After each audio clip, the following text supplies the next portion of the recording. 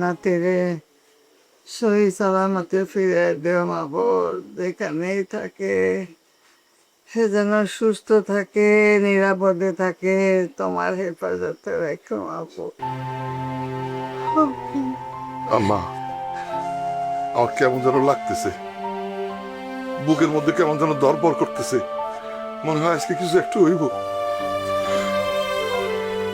আশা ছাড়িস না রে বাপ, আশা ধরে রাখতে হয়। আশা ছেড়ে দিলে আল্লাহ পাকও বিরাজি হয়ে যান। কি হয়েছে মা, কি হয়েছে মা? আম্মা, আম্মা, আমি আজকে একটা স্বপ্ন দেখছি আম্মা। কি স্বপ্ন? আমি স্বপ্ন দেখি কি আমার মারুফ দরজা খুললা ঘরে আসছে।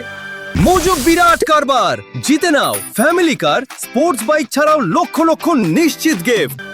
আমার দিকে হাসি মুখে তাকায় কইতেছে, আম্মা আমার খুব খিদা লাগছে আম্মা, আমারে ভাত বাইরা খাওয়াই দা।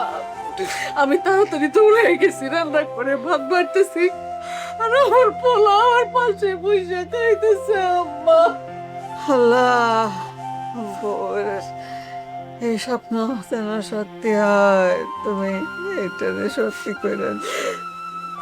আমার এই স্বপ্ন দেখে ঘুম ভাঙার পর আমার আর মন মানে নাই। মানে আর আজকে আমার মারুফের পছন্দের সব তরকারি রান্না করছি। আম্মা, আমার মারুফের পছন্দ ছিল না কই মাছের ঝোল, মসুরের ডাল, বেগুন ভাজা, সাকা সাকা গরম বেগুন ভাজা। আমি আজ সব করছি, সব করছি। যদি আমার পোলা এসা কয় আম্মা আমার ভাত দাও, আমি যেন আমার পোলার সামনে তার পছন্দের তরকারিটা দিতে পারি। আমি জানি না আমি কেন করছি, আমি কেন করছি জানি না। আল্লাহ পাক মায়ের মন রে কিন্তু অনেক কিছু দিয়ে আগে বুঝাই দিতে পারে।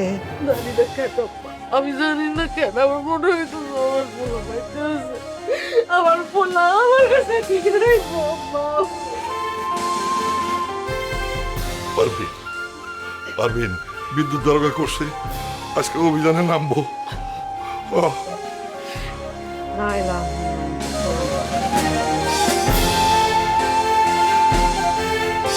আমি যে রূপনগর নাচাবো গ্রাম শহর।